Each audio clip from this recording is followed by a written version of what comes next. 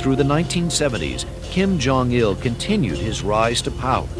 In 1980, in the Sixth Party Congress, he was raised to a party level only his father exceeded. So it's at that point, 1980, that Kim Jong Il clearly became the heir apparent to Kim Il-sung. And then things really took off from there. All these biographies were produced of him. Propaganda about him just exploded within North Korea and in the foreign press coming out from North Korea. Now, Kim Jong Il was portrayed as the dear leader. He was reported by those who met him to be living a life any potentate would have envied.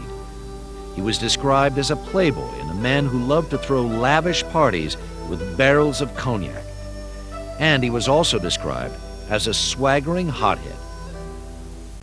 He stood just 5'2". Self-conscious about his appearance, Kim would wear 4-inch lifts and a bouffant hairstyle just to add some height. He has an appearance complex. He's short and fat, and so in trying to cover that up, he wears high heels and other gear to camouflage his shortcomings. He tries to be trendy, but maybe at times it doesn't come out right. The problem is there is no one to tell him that. No one dares. Chae Un-hee and Shin Sang-ok escaped North Korea 8 years after their capture, but Kim Jong-il's reign of terror had just begun.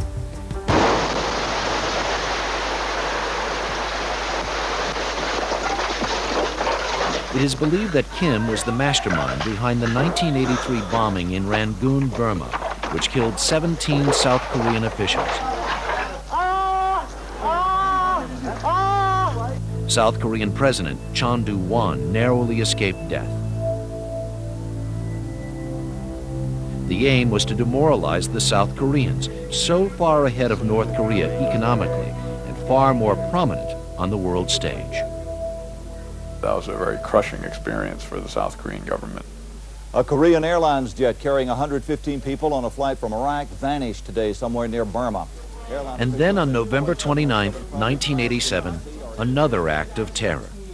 He was allegedly behind the bombing of a Korean Airlines flight, killing all 115 passengers on board. The apparent motive? To disrupt the 1988 Summer Olympics in Seoul. He is a character to be reckoned with, who, like his father, is quite ruthless, but perhaps not as subtle, that believes in getting things done in a very direct way. I think you have a person who has absolute power within his own circle, and so I think if he decides that terrorism is the way to go, it's something that he can direct and his orders will be followed.